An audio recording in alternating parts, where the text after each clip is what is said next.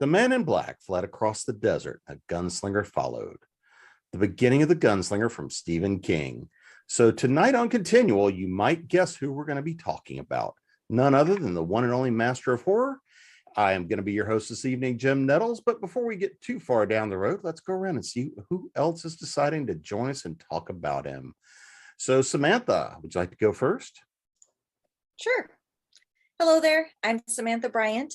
I'm best known for the menopausal superhero series, but I'm also a big fan of horror, and I also write horror. Nicole? I'm Nicole Givens Kurtz. I am the owner of Welcome and West Press. We publish horror stories by marginalized voices. I also write Midwesterns horror as well as regular horror. And of course, I'm a huge Stephen King fan. So here I am. Darin? Hello. I wasn't even on this panel until 3 minutes ago. So hi. But I am a big Stephen King fan, and indeed, the man in black fled across the desert and the gunslinger followed. But the other day we were doing a modern version, and it was the man in black was sus and the gunslinger yeeted. The gunslinger yeeted. Ah! We were doing that on a call the other night, and everybody was like, OMG, did someone just do that? And I'm like, of course I did. So of course you did. I write paranormal thriller, mystery, and contemporary fantasy, and I'm currently right in the middle of what do you get if you mix up X-Men, Heroes, Highlander, and Buffy the Vampire Slayer for my new 7-book series that I'm working on. So let's talk. So let's start making our way around, talking a little bit about, when and how were you first introduced to Stephen King? Now, for me, it was a friend of mine in high school gave me a copy of The Stand. Now, before that, I had seen both Carrie and Christine, but in film. But in terms of the books, for me, the first real introduction was a friend of mine giving me The Stand. So, Samantha, how about you? So I can't remember who gave me my first Stephen King book, but I was probably late middle school, like 1982, 1983. And I suspect my middle school librarian, actually, because I'd already gone through all of her Shirley Jackson, and when I got into VC Andrews, she was like, well, if you think you're ready for some more adult stuff, how about some better adult stuff? So she's a likely source. Could also have been my Uncle John. But I can remember having been left at home alone while my parents went out and did something. And I was reading The Shining. And I was so scared that I sat at the top of the stairwell with my back against the wall because I'd be able to see anything coming from any direction in the house if that's where I sat to read the book. And I stayed a really pretty hardcore fan throughout the 80s. Some of the stuff I was reading in the 80s, he wrote in the 70s, but I was too young then. I didn't read it yet. And into the 90s. And then I just kind of went different directions with reading. And so I hadn't read any for a while until I came back around for Dr. Sleep. How about you, Nicole? I had seen I'm a child of the 80s, like Samantha. So I found him in the public library, actually, where I spent a lot of my weekends. And the first book I read by him was Salem's Lot, because it has vampires in it. And so I was really into vampires. And so I started there. Quickly found The Gunslinger, right? And that's my series. So waited patiently for the next, read the books, first 3 books, waited for book 4, waited for book 5, waited. I was not one of those angry fans who wrote, letters to him threatening violence, but I was definitely anxious for the other books in this series. So yeah, I read a lot of his books that weren't part of the Dark Tower series originally. And then you started seeing things show up in them, right? Like the 19 and the Roses and things like that. And so from there, I went back and started rereading a lot of things as an adult that I had maybe missed in their connection to the Dark Tower series. So, yep, Salem's Lot was my entry point. How about you, Darin? This is a very long question to answer. I think I'm trying to remember. saw Carrie with lots of Sissy Spacek doing this. Saw Salem's Lot with Bucktooth Vampire and the creepy kid at the window, let me in, let me in. That still creeps me out to this day. And you can say what you want about that movie. There's very few things I've seen in any horror movie ever that are as creepy as the kid in the white nightgown floating outside that window in the Salem's Lot TV movie. Think the first Stephen King I ever read, if I can recall, was Firestarter. And that is one awesome book. That's a good horror book, but that's also just a good sort of almost sci-fi novel. I mean, it's like a lot of different things. And guess what? No Firestarter, no Stranger Things. Straight up. Because that's straight up where that comes from. Let's see. When I think like sophomore high school, pick up the Gunslinger when it had the cool Michael Whelan cover. Yeah. Love that. Then the Dark Tower paperback that had the 3 cards. Yes, that's the one I have. I still have that one. The story behind that is I went on a family vacation with my mom and my dad and my good friend Mark, and we went to Daytona Beach, and I had brought that book with me. And one day, Mark and I said, we're going to walk down to the next pier, because on the beach, the next pier looks like it's this far away, when in fact it is this far away. So we effectively cooked one half of our body as we walked down to the next pier and got lunch. Then on the way back, we cooked the other half of our bodies. So the next day I woke up and Freddy Krueger goes, man, Darin, you've got a bad sunburn.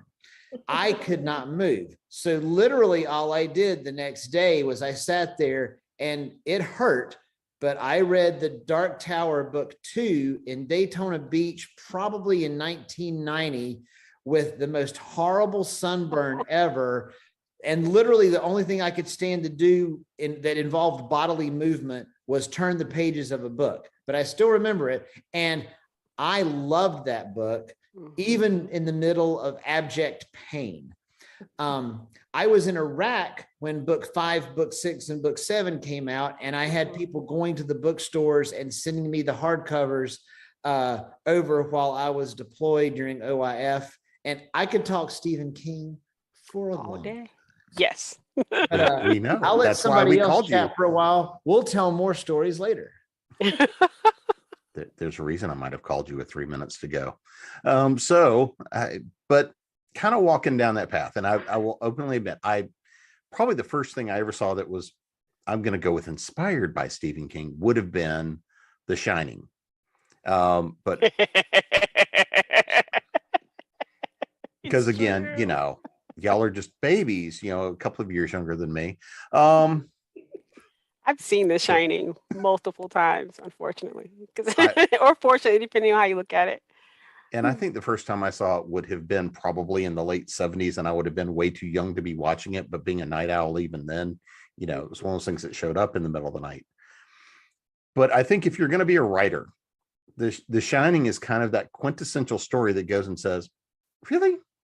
Are you really sure you want to be a writer? Are you really, really sure you want to be a writer? Because we all talk about misery. Right. Well, I'm like, we and haven't then there's gotten there misery, yet. right? That's after the sure? book is done. We're talking about I'm going to go somewhere. Yeah, and the misery hide. of writing versus the misery after. So looking at The Shining and the idea of we have a writer,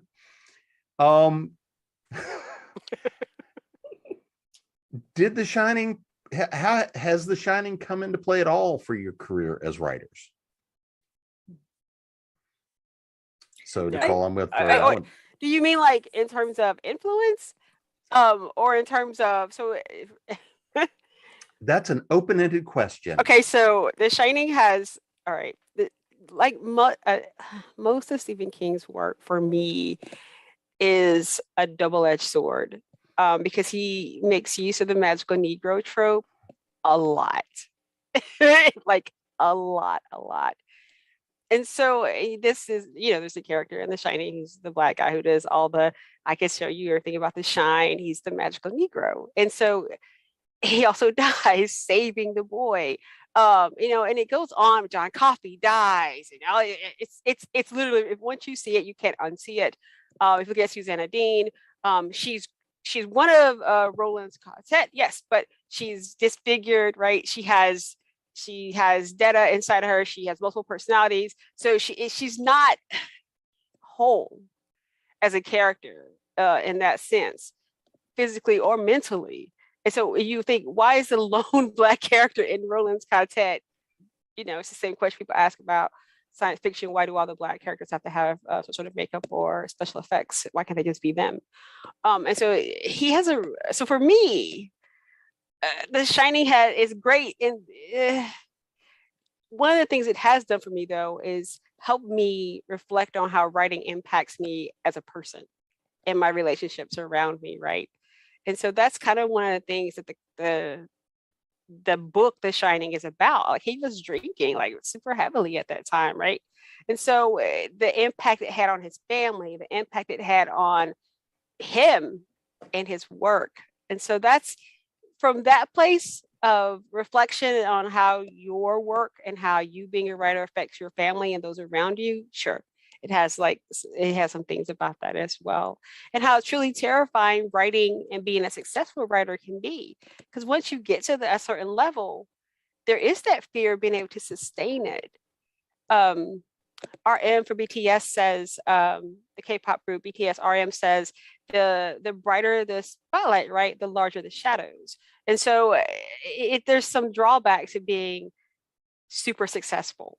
And I think The Shining hints at that, right? The terror or the horror of being super successful and the pressure to continue to, right? Kind of just want to hide in a big hotel. It did definitely buy into that whole kind of tortured artist kind of sort of writer. And I think for a long time, maybe not a long time, I probably got over it before I was 30. But I kind of thought that you had to have that like you had to have some tragedy you were working through. You needed to have some weird addictions, that you couldn't like have a sort of, I was going to call myself normal, and that feels weird, but you couldn't have like let's not go too far off the rails. Kind of regular, not that dramatic life, right, with supports around you that you don't screw up just because you're an artist. And definitely Jack Torrance is dealing with he's also dealing with an alcohol addiction, right, but his attitude about the writing too, it feeds into that whole idea that like a writer needs to be a tortured soul at some level. And I think we could have let that one, when that kind of stereotype killed Edgar Allan Poe, we could have just let it go. Right. Yeah. So for me, I don't think it did anything to influence how I write now, but it may have colored my idea of what a writer's life was supposed to be like and how I was supposed to feel about writing for a while, until I got over it.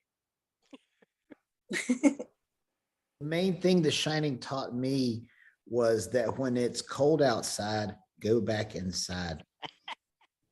Laying around outside. Definitely don't go in the maze. Snow outside. Sorry, perhaps don't go in the maze. Inside where there's no snow. And especially if there's a maze. Maze plus cold plus ice equals bad. Bad. Did anybody but me see when they redid The Shining with the guy from Wings? Yeah. It was okay. I liked aspects of it. It was nowhere the movie that the Kubrick one was, but I liked some of the aspects of it sticking a little bit closer to the book. I would like to temporarily step into the alternate reality where elements of both those movies are mishmashed together into a slightly more book accurate, but not made for TV movie level stuff with the Kubrick imagination and budget, quite frankly, and some of the elements that they included in that other version, because it was kind of neat. But the minute it King was a wrote came that out, one, didn't he? He wrote Huh? that. King wrote that, the screenplay I for think that I one, think he was pretty for the involved movie with version.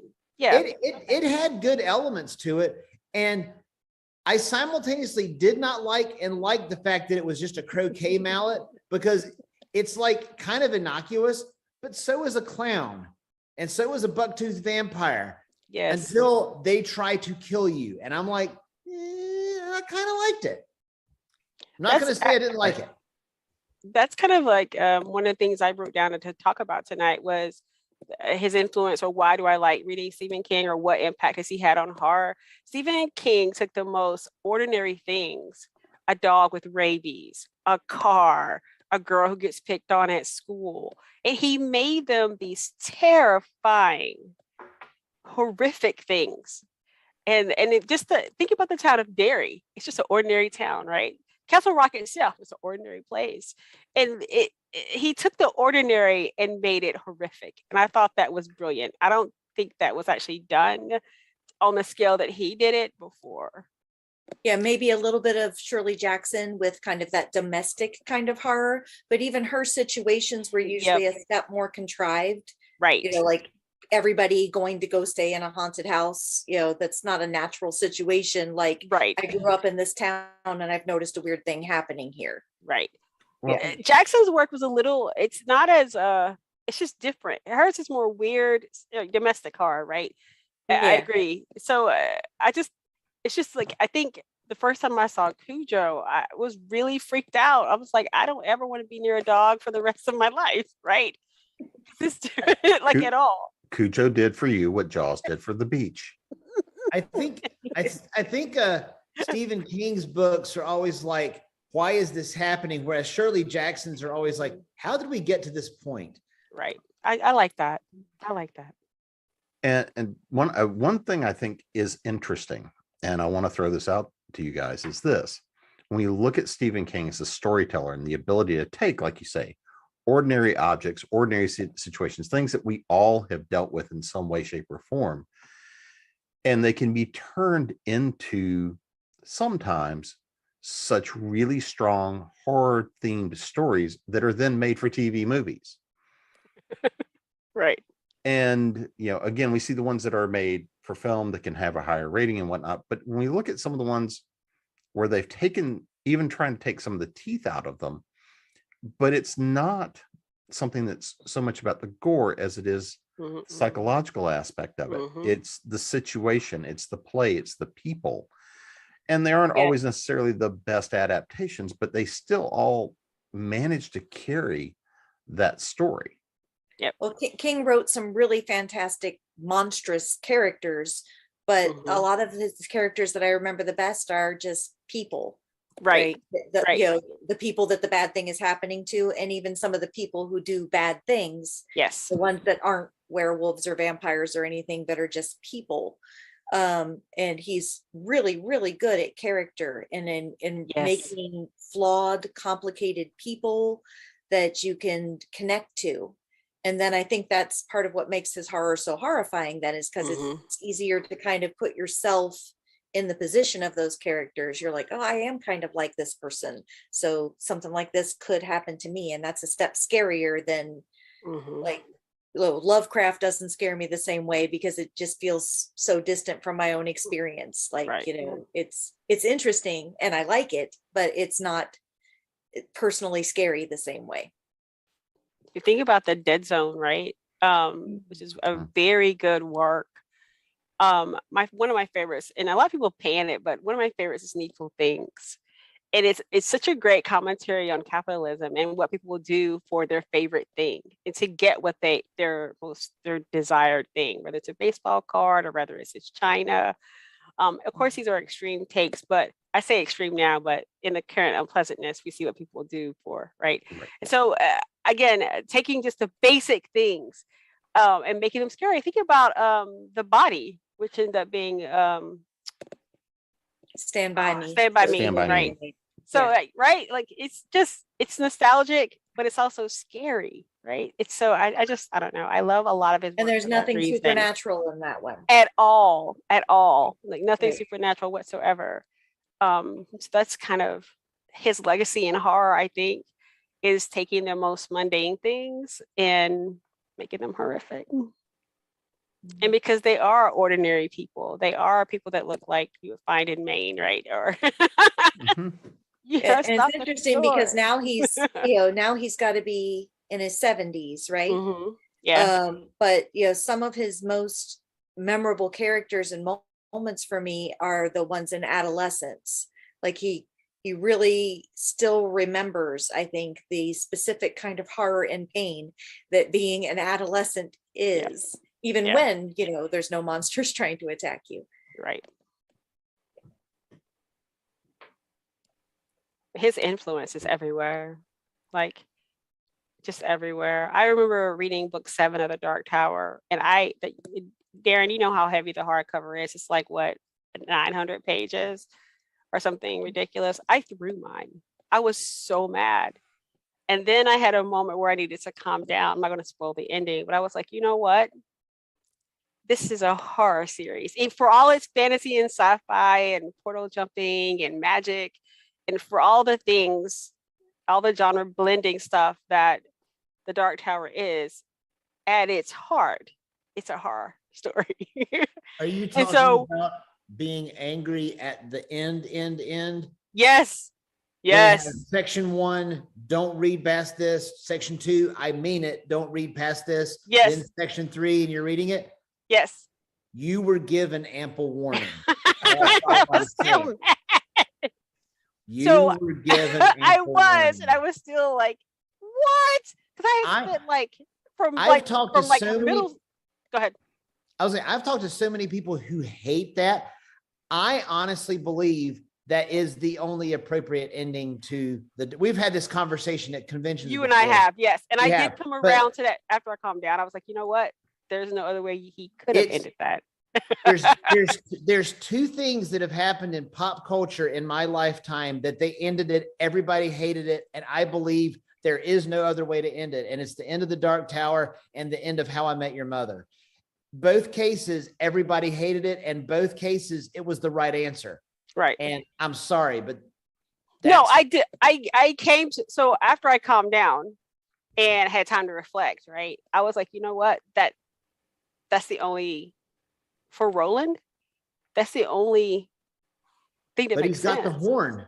He does. Always remember. He does. He does have the horn. Yes. And what is the poem? And that made all the difference. Yes. So I have hope, but I was like, okay, but it did take me a few hours to like digest it and come to this. But remember, I've been reading that book since I was 15, that series since I was 15. And here I am 30-ish. So 15, 20 years. And I'm like, oh, really? So, right. Now but imagine you're sitting in a war zone when that happens. Yes. Did you just like toss it in over there? No, I was like, that was awesome. Right. So it took me a lot longer, a few hours there, to get to that place where I'm like, you know what? That makes perfect sense. The thing is, the thing that makes me mad is when they started talking about we're making the movie and then there's going to be all the TV series. In my heart of hearts, I believed that in the season finale or the end of the first thing, you were going to see him and he's going to have the horn on his side, and you were going to know this round is the different. Next one. Yes. And it's going to be different. And yes. I was there for that. I was there for that too. And then we got Matthew McConaughey. Yeah, okay. So I'm going to try to sleep tonight. So can we not talk about the Dark Tower movie? Okay. Because it was. So I will say Idris Elba was one bad Roland. He was great. I did not have a problem with his Roland. Bad as in good, not bad as in bad. I didn't have a problem with Roland, and his version of Roland. I had issues with everything else. With the entire rest of the movie. Everything else. We'll talk about something else. So Misery, since we're still on being writers. Right. Every time I think about Misery, my knees start knocking. Was it named Tommy? Oh, the Tommy knockers. Woo! Love it. Tommy, can you hear me? So, we look at, if you had to pick one piece of Stephen King that really came and spoke to you and probably has had a material influence on your writing, your work, something you've done? Is there one piece, or is it more collective, the influence? Drawing of the Three. Probably shows up in everything I write. What Go parts? then. Go then. There are more worlds than these. It's actually on my wall. Have y'all ever seen what's on my wall? We're going on a field trip. Yay! Oh no, we're going on a field trip. But yeah, that guides a lot of my writing, that there are more worlds than this one. And it's Jake's words in the Dark Tower. Oh, I love that one. That is lovely. That is beautiful. The gunslinger fled across the man in black fled across the desert, and the The gunslinger gunslinger followed. followed. Yep. That hangs over my mantle. And if he'd have just stopped there, it would have saved 6 more books. The Drawing of the Three, though, is a really good, like, out of the 7, 8, because I forgot when in the keyhole. Out of the 8 books, it's the turning point for the whole series. I really like Drawing of the Three. I agree with that. I think this is one of the best books I've ever read, period. It's so good. It's So so I good. think for me, I like Stephen best when he's more succinct. I like his shorter work. I know, people love some of his tomes, and I found there's things in there that I love, but I like him best when he's being succinct. I think when he writes shorter and tighter, then I like his work better. So a lot of my favorite things by him are actually short stories or novellas. Like, Dolan's Cadillac is one of my favorite stories. That one's good. That is a Yeah. good one. And I Am the Doorway, the one with the astronaut. That's the one where he gets the eyeballs in his hands. Oh, that's right. Yes. Yeah. Yes. I can never remember the name of the story. What's the name of the short story where the guy buys the picture at the auction, and then every time he looks in his back seat, the picture is where he just was, and it's because the thing in the picture is chasing him, and when he gets back to his house, it finally catches him? Oh, I don't remember the name of that one, but I remember it. Yeah.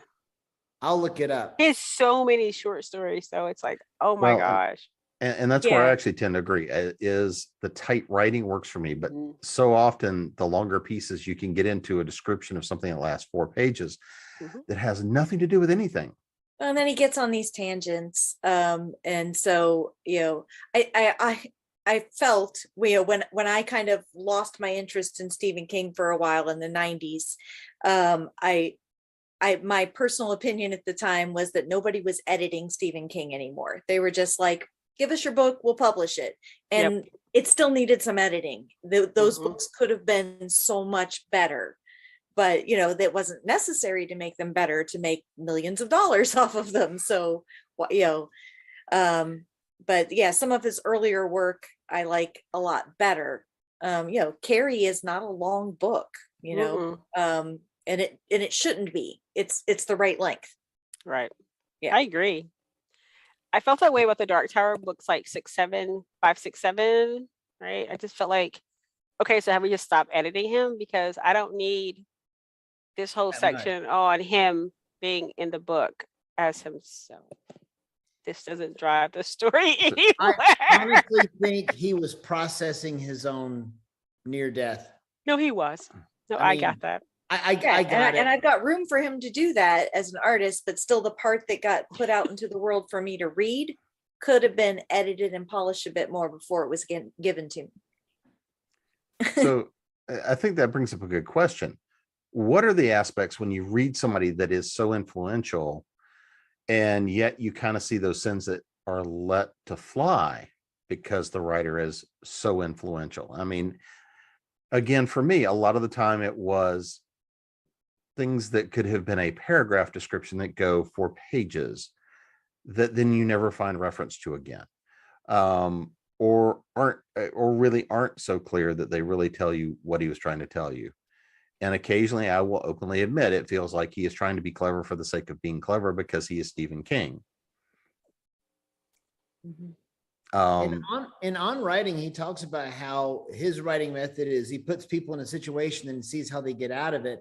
But when you write that way, my big thing is that sometimes his endings don't stick the landing quite as well. It's like you watched this very awesome gymnast do the most unbelievable things, and then whenever they hit, they don't stick the landing, and you're kind of like, that was a beautiful performance, and don't get me wrong, but man, it would have been nice if we landed with both of our feet together.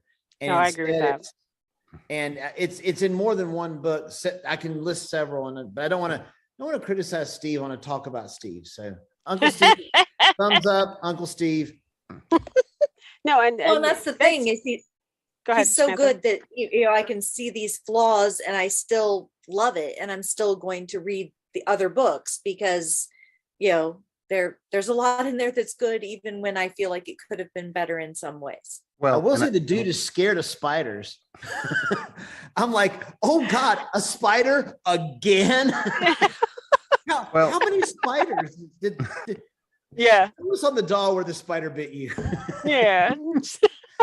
Well, and again, and I don't look at this as anything more than a critique. Is at times we all decide to go take our path on something some way, and I think that this is a matter of learning that anybody, no matter how masterful a storyteller, no matter how well, no matter how successful they are, writing can always be tighter.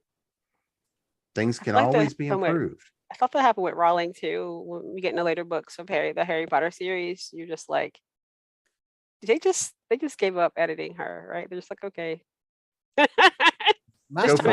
good. I'm still like, you just sat around and like, so the Elder Wand does the blah, blah, blah, blah, blah. I'm like, it can be that way for a lot of series, and I know I've struggled with it writing my own series, that like the first book, there was no pressure on when you were going to get it finished because nobody knew who you were. It wasn't being waited for. You didn't have any deadlines. So you could take somewhere between 1 year and 600 years to write that book, and it was fine. You could write it as many times as you wanted. But then if you get any measure of success, they want the next book much faster. And so the whole process has been sped up. And, when I was looking up names of Stephen King books that I liked, so I could make sure that I remembered them, I was noticing that it was like, okay, and that year he had 3 books come out. Did he write them all that year? And it's like a book, right? He has something like 70, 80 books in his catalog now? Yeah. Yeah, I remember George R.R. Martin asking him, can you share your tips? What do you do? Because King writes so quickly. Well, and he, if I remember right, he runs with 5 typewriters in a row. If I remember something from watching an interview a while back, he actually has 5 typewriters going in a row with 5 different projects at any given time, if I remember correctly. Does he actually still write on a typewriter? Well, that may also tell you how old that interview is, but I don't think that's what I was thinking. I was like, I mean, people have their processes, so if he's still using the typewriter, more power to him. Thank God for OCR. I'm like, oh. So character-wise, because I mean, I think that realistically, the core of it gets down to being the characters, the ones that you can connect with, the things that feel real, that feel close, even when you put things in the most absurd or challenging kinds of situations, or you take something to the steep conclusion. So for you guys, what is it in terms of the characters, how he writes, who he writes, the people he pulls? Because it does rely much more mostly on being somebody that could be you or could be somebody so is it, what are the characters that connect with you the most and why?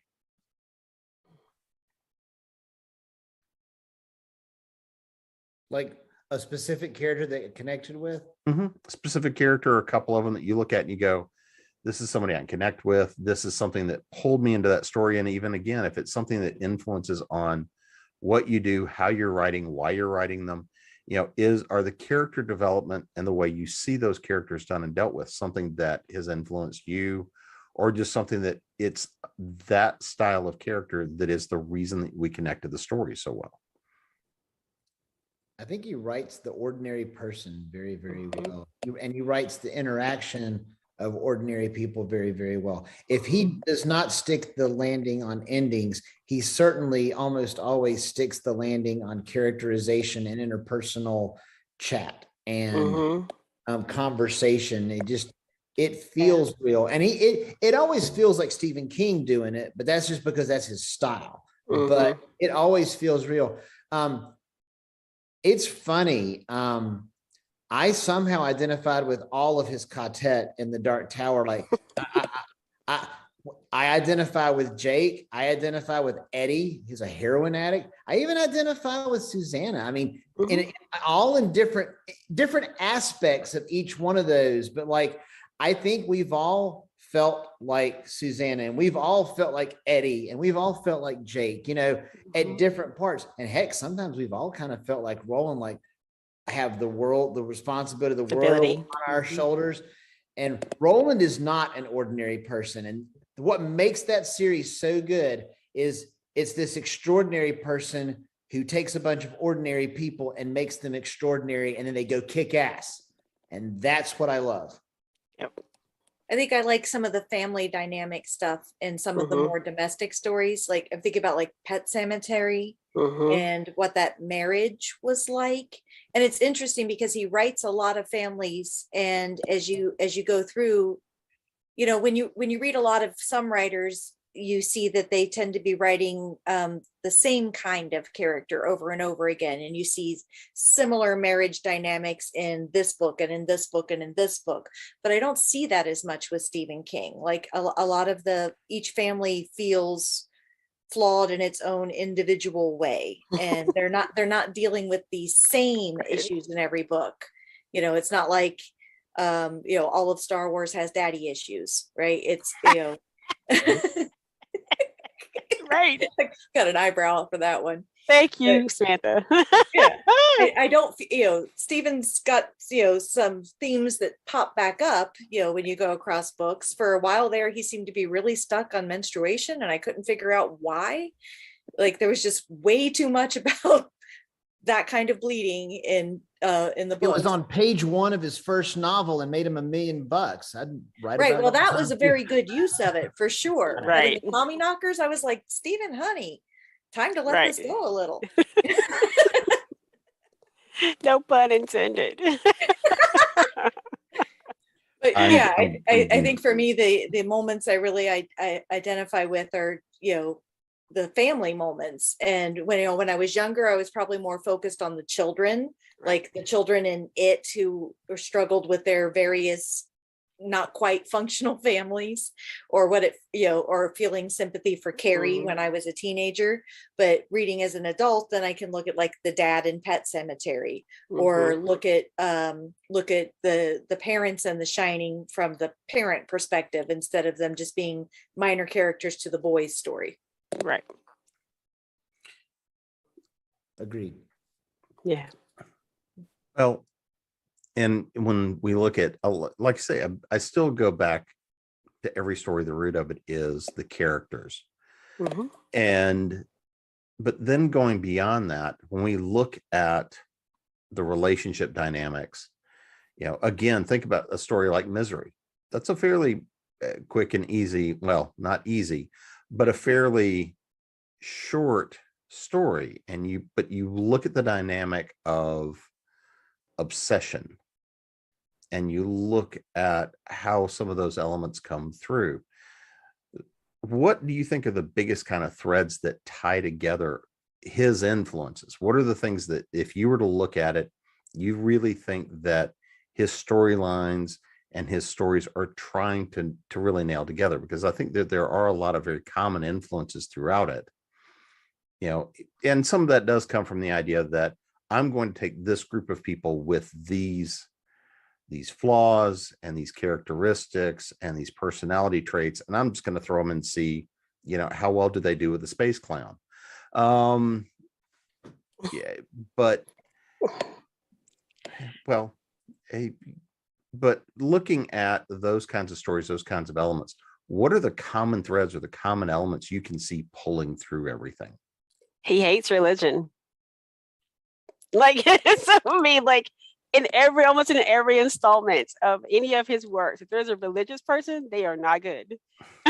Or they're very close, they're borderline zealots. I mean, it's just, I mean, that's just a common theme I picked up, is that his commentary on that is, in the wrong hands, belief of any kind can be used to harm others. And we see that in the real world, and it's terrifying, right? But I definitely think that that's something that he hits on time and time again. That's how everyone ended up dead in Tull.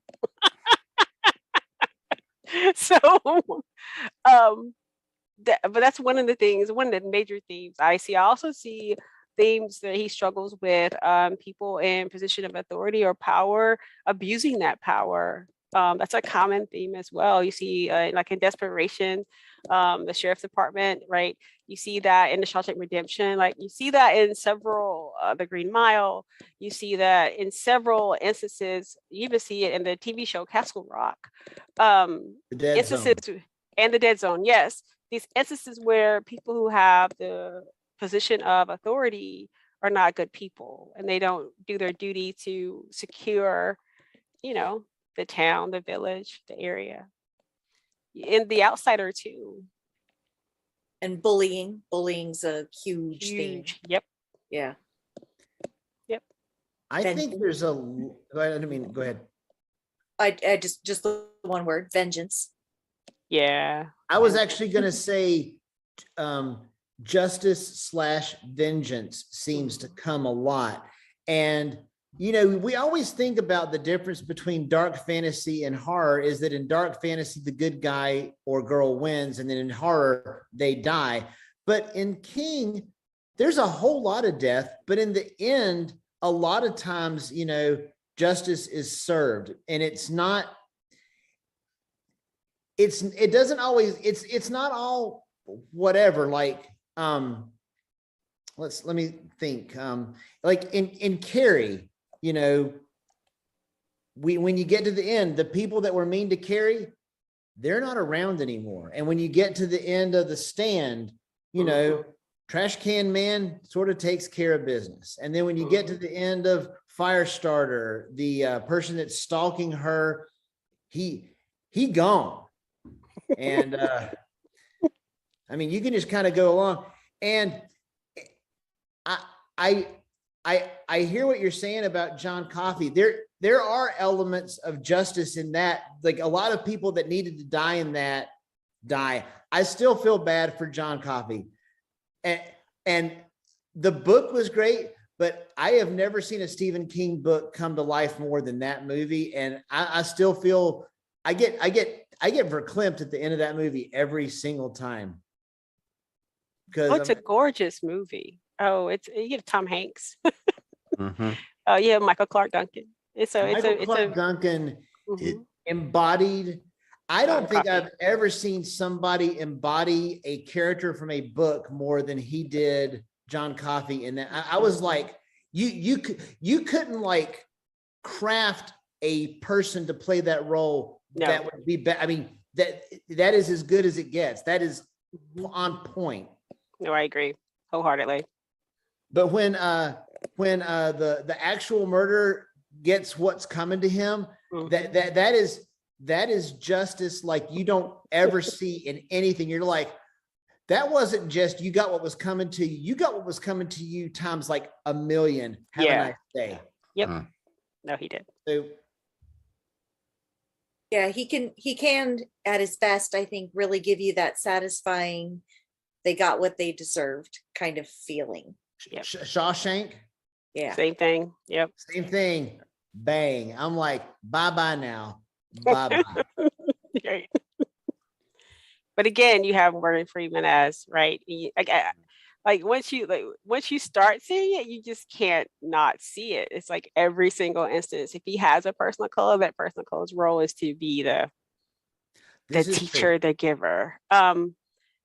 Even in The Outsider, like her whole role was they couldn't put two things together until she came and helped them. So I just I feel like that's an area of weakness for him, but I don't know why, if it's because he just doesn't have, because he's 70, you know what I mean? And horror for him being in Maine, just okay.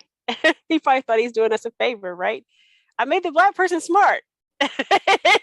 right. The Black person has the answers. Aren't you glad? Again, so I think to some degree it may not just be for King, it might just need to be some education and awareness. I just wanted to make very clear when I was saying there was justice in The Green Mile that it occurred earlier before the ending of the book/movie. Just I was being very, very clear. Very clear. Yeah, no, thank you for clarifying. But I think and then the ultimate injustice. Right. Well, and I think but I mean, for The Green Mile, to me, I think that is the core, is it took injustice to create the situation for the justice to happen in a way. Because it was that creates the horror, that creates the tragedy. Right. I mean, that really is the power of The Green Mile. As you look and you're like, everybody knows that this is wrong. Everybody is carrying through that horror. And it is ultimately John Coffey that has that essence of forgiveness that goes and says, sorry, boss. I'm tired, but still. And it's painful to see. It is painful to see. And that to me is that is the difference between dark fantasy and horror, because you're looking and watching and you're walking that mile. I mean, I remember the first time I saw the movie in a theater, and you could feel the palpable pull as you walk down there. You're like, but wait, we know. Oh yeah, 1930s. Doesn't matter. And that, I mean, that's what created the horror. I mean, that was the horror element for The Green Mile. Yeah. And again, he's brilliant at that. He's brilliant at taking the ordinary things and revealing the horribleness right within, and to it's that dark heart, right? That you quote another horror writer, it's that dark heart piece of it, right? It's the side of humanity that chooses to do wrong in the face of difficult choices. Knowing what's right. Yeah. So as we look now at and we talk about the level of influence Stephen King has had, where do you see, and it's hard not to see it across a lot of the space, but I mean, where do you really see kind of that next generation, the people that Stephen King has inspired, where we're seeing kind of that next level of development? Is there anybody that speaks to you that we can obviously tell Stephen King was one of their root influences, and there's a lot of Joe Hill.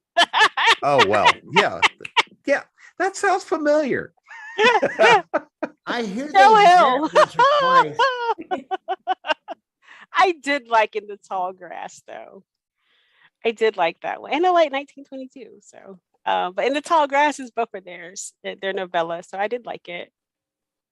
I do like Joe Hill's work. I do feel like The Fireman could have been a little shorter. Like Heart-Shaped Box. That's Heart-Shaped Box and Lock and Key are maybe my favorite Joe Hill. And I liked Horns, actually. But I do feel like I like The Fireman, but I just feel like like he had got to that point where they were like, oh, we don't need to edit him. It's just a little bit, like, it's a Chihuahua, right? Boom. It could have been edited a little bit better. But yeah, Joe Hill. Who else? Recently. Basically, I said well, obviously the writers of Stranger Things. Yeah, I was going to say, basically, Stranger Things starts with ST because it's basically Steven Spielberg and Stephen King jammed together. I mean, that's nothing but E.T. and Firestarter. Let's have fun. Oh, that's exactly. It's all like 80s. It's like the nostalgia. losers from It too. Yeah. Yep. It's Stephen all King nostalgia and for Steven 80s movies. Spielberg. No, I agree. It is like the losers from It. Yeah, we even have one of this one boy who's in both of them. Yes, in the we movie. do. Yeah. Oh my God, when I saw his face, I fell out laughing. I was like, seriously? You're going to get typecast, kid. He's like, No. I'm going to get typecast all the way to the bank. But cha-ching. Cha-ching. But yeah, I mean, King's influence.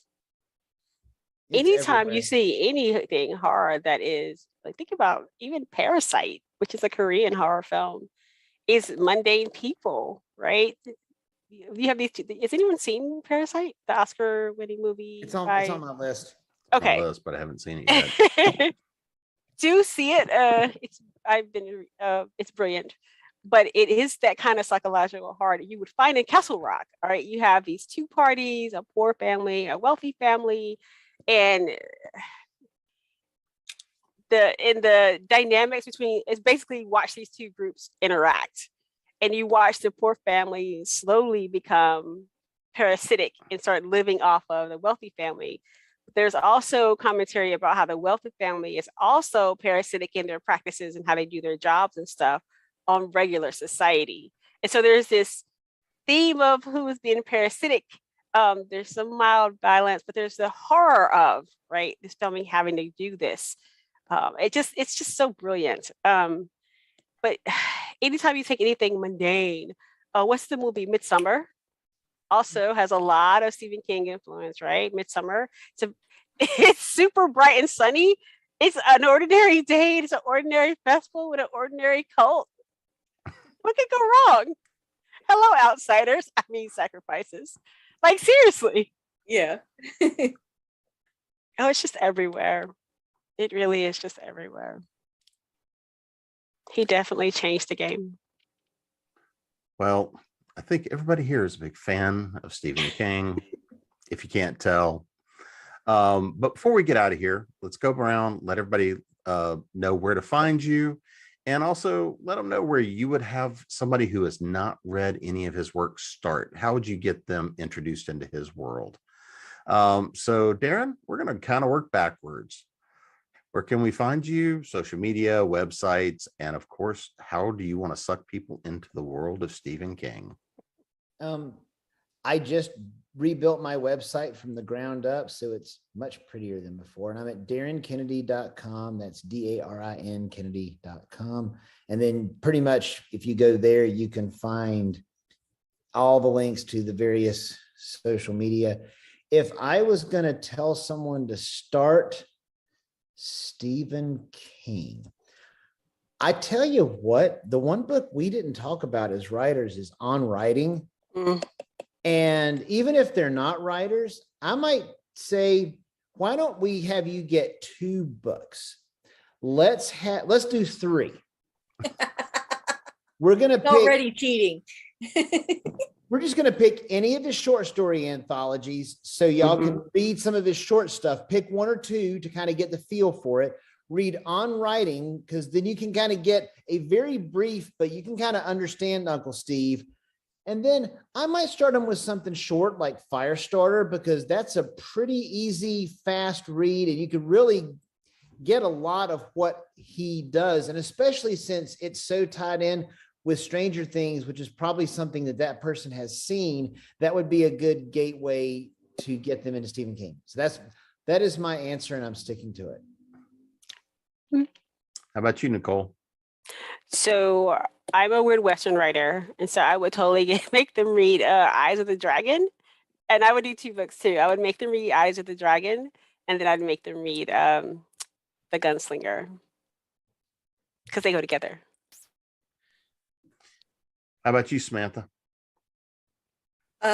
I think I'd go with short work, because if somebody's going to be experimenting, it's a good way. You don't have a big commitment yet to find out if you're really going to like it. And I'll go with the Nightmares and Dreamscapes collection, because that has Dolan's Cadillac in it, which is probably my favorite Stephen King short story, at least today. That's a good anthology. And Nicole forgot to tell us where to find her. Oh, you can find me at mochamemoirspress.com. And you can find me at samanthbryant.com. And my website is not new and updated and pretty like Darin's, but it will be someday.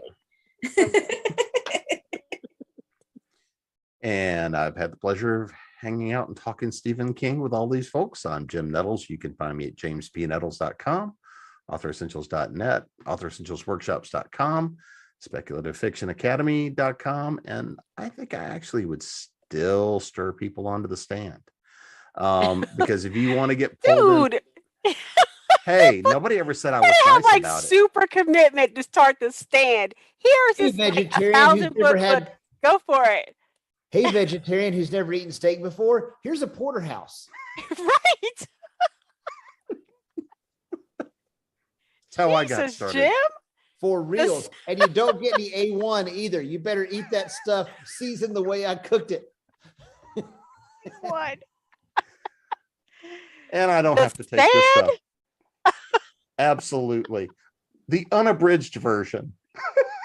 Oh, if you're going to read The Stand, it has to be the unabridged version. Don't even bother with that.